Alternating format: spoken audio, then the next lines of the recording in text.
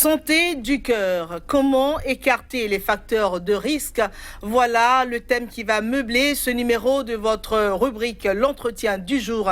Et pour en parler, nous avons avec nous sur ce plateau le professeur Martin Dedonogbo Kwenansi. Il est médecin cardiologue, il est professeur à l'université d'Abomey-Calavi, il est surtout le président de la Société béninoise de cardiologie. Professeur, bonjour. Bonjour madame.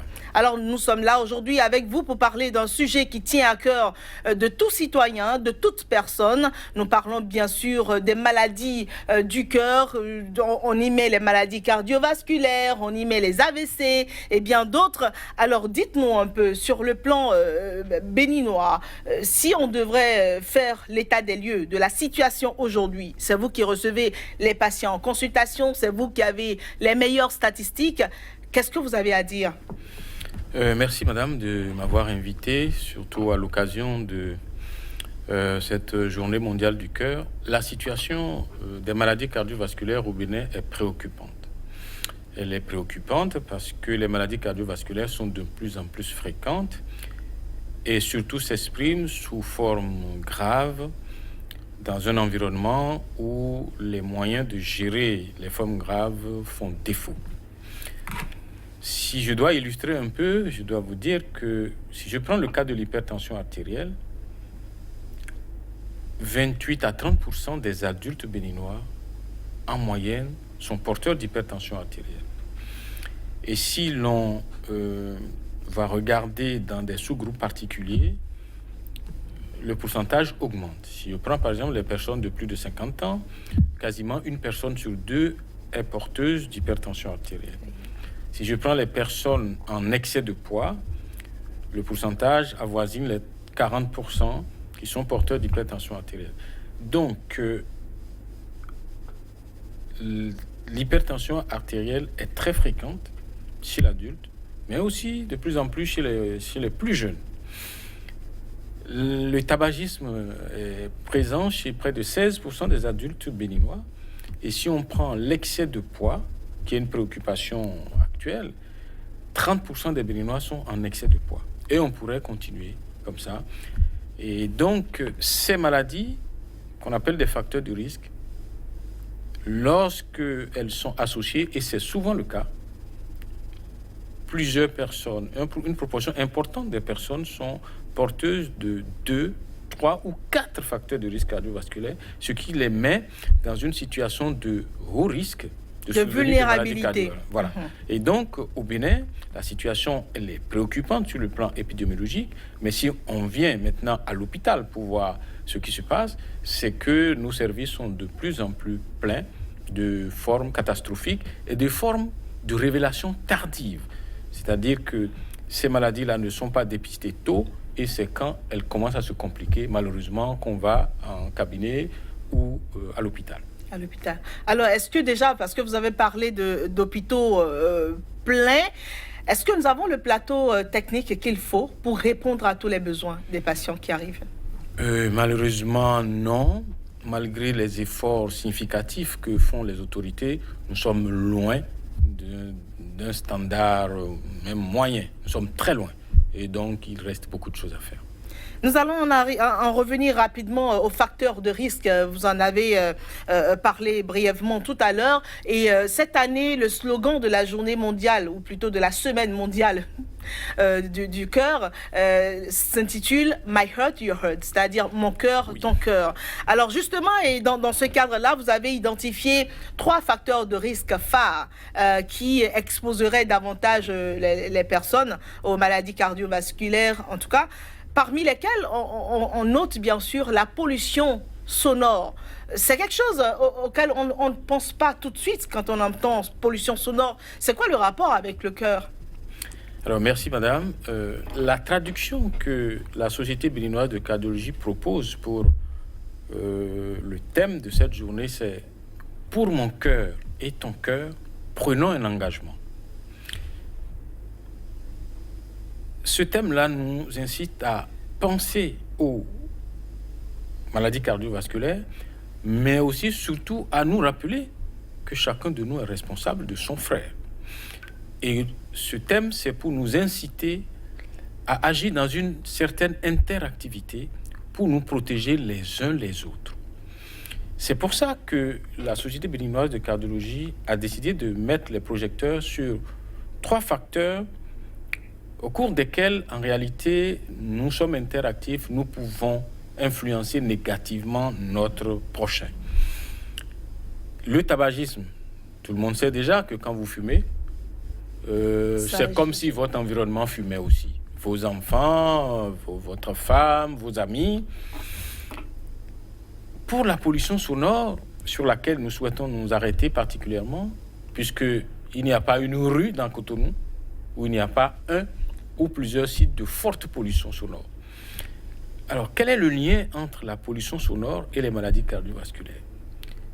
Il faut se rappeler que, en plus du fait de pouvoir détruire l'oreille, donc réduire les capacités d'audition et l'oreille interne, c'est-à-dire créer des troubles de l'équilibre, en plus de cela, la pollution sonore va favoriser, par exemple, la survenue d'une hypertension artérielle. Si vous prenez les personnes qui sont dans les environs immédiats d'une source de pollution sonore qui dépasse un certain niveau, par exemple, les moulins, les bars, les églises, les temples, tout ce qu'on veut, les personnes qui sont dans les environs immédiats ont une proportion de malchance plus forte à développer de l'hypertension artérielle. Ces personnes aussi ont une proportion plus importante de développer ce qu'on appelle de l'athérosclérose, c'est-à-dire de l'encrassement de l'intérieur des artères qui peut créer des décès brusques par mortification d'une zone du muscle cardiaque. Et ces atteintes du cœur et des vaisseaux sont de plus en plus importantes que la pollution est forte et qu'elle se passe la nuit. C'est pour ça que nous souhaitons, au niveau de la Société béninoise de cardiologie, que chacun de nous se rende compte que chaque fois qu'il fait du bruit, qu'il fait beaucoup de bruit au-dessus des seuils considérés comme médicalement tolérables, et c'est très fréquent dans nos quartiers, chaque fois donc que quelqu'un est à l'origine d'une intensité de production de bruit de ce type, il faut qu'elle se rende compte qu'elle est en train de rendre le cœur de ses voisins malades. Et que les voisins aussi se rendent compte que s'ils ne font rien pour arrêter la pollution sonore, ils sont en train d'accepter que l'on détruise progressivement leur cœur. Ça, ce sont des messages importants. Mais que voulez-vous qu'on fasse, professeur? Si on est dans une société, si je prends l'exemple du Bénin, où le bruit, on est tellement habitué au bruit qu'on ne décide pas soi-même, mais qu'on se voit imposer, qu'est-ce qu'on peut faire? C'est tellement dans les habitudes. Oui, chacun de nous sait, mesure dans sa chair quelle souffrance le bruit lui impose. Chacun de nous a à choisir d'essayer d'éviter cela, d'essayer de lutter contre l'installation des sources de pollution sonore et puis de faire appel à la brigade de lutte anti-pollution qui existe et qui est efficace et d'aller jusqu'au bout. Je sais que quand on appelle cette brigade, ils essayent de se rendre disponibles. Mais est-ce que la Société béninoise de cardiologie travaille de concert avec cette brigade? Parce que ça porterait mieux, la lutte là porterait mieux ses fruits si directement la Société béninoise de cardiologie travaillait de concert avec la brigade, qui prenne conscience de la réalité et de la gravité du problème. Il y a 1 ou 2 ans, nous avons eu à travailler, à présenter à cette brigade-là une conférence qui expliquait, qui montrait les méfaits de la pollution sonore sur le système cardiovasculaire. Donc, ils en sont très bien conscients et ils font ce qu'ils peuvent. Parfois, il manque de moyens. Donc, la Société béninoise de cardiologie va faire un appel aux autorités pour que, en plus de tout ce qu'on faisait, on aide plus cette brigade-là pour qu'elle puisse lutter efficacement contre la pollution sonore qui vraiment commence à être excessive. C'est ça. Maintenant, en dehors de ce facteur de risque-là, la pollution sonore, nous allons en revenir rapidement à l'obésité quand même. L'obésité et le tabagisme, mais déjà l'obésité. De plus en plus de personnes sont en surpoids, et donc ce qui les expose davantage aux maladies cardiovasculaires. C'est quoi les bonnes pratiques pour arriver à éviter cette obésité-là? Il faut dire que l'obésité peut survenir du fait d'un certain nombre de mauvaises habitudes. Parfois aussi, malheureusement, ce n'est pas une affaire d'habitude, c'est une affaire d'hérédité, auxquelles s'ajoutent souvent aussi les mauvaises habitudes. Donc, les recommandations, c'est de limiter les mauvaises habitudes, d'éviter les mauvaises habitudes. Et puis, comme l'obésité, c'est une affaire de balance entre l'importance des apports caloriques et l'importance des dépenses en calories, il faut donc s'habituer à dépenser beaucoup plus de calories qu'on en consomme ou qu'on en stocke. Parce que le stockage, ce n'est pas toujours directement lié à la consommation. Donc, c'est pour ça que les sociétés recommandent, et la Société béninoise de cardiologie rappelle que l'exercice physique est quelque chose d'important qu'on devrait pratiquer au quotidien. Donc, bonne pratique, exercice physique. Maintenant, bonne pratique, c'est surveiller son alimentation et avoir une alimentation équilibrée et une alimentation dans laquelle les sources d'énergie comme les lipides et les glucides ne sont plus la partie dominante. Et accorder une importance particulière à la consommation de fruits et légumes. Tout ceci sera bien expliqué, mieux expliqué par les nutritionnistes diététistes qui sont maintenant formés à la FSS et qui existent au Bénin en nombre relativement important.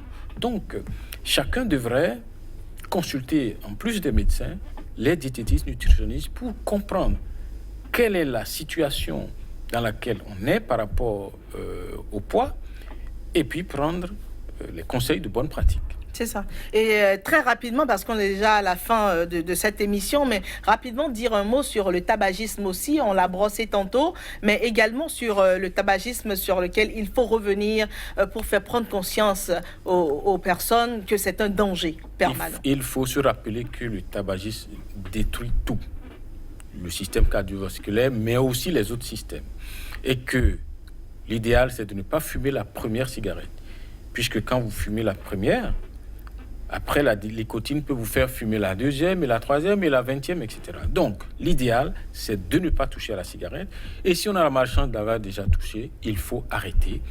Si on ne peut pas arrêter seul, et souvent c'est difficile d'arrêter seul, il faut consulter les médecins qui peuvent apporter une aide de qualité pour arrêter. Parce qu'il n'y a pas de salut avec une cigarette à la bouche.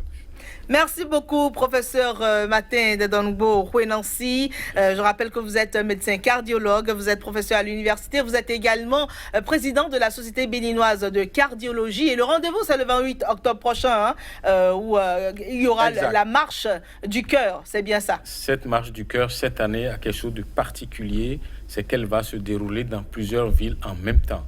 Cotonou, Porto-Novo, Abomey, Lokossa, Natitengu et Parakou. Merci beaucoup, professeur. Je vous en prie. C'en est fini pour notre émission du jour. Merci pour votre aimable attention. Au revoir.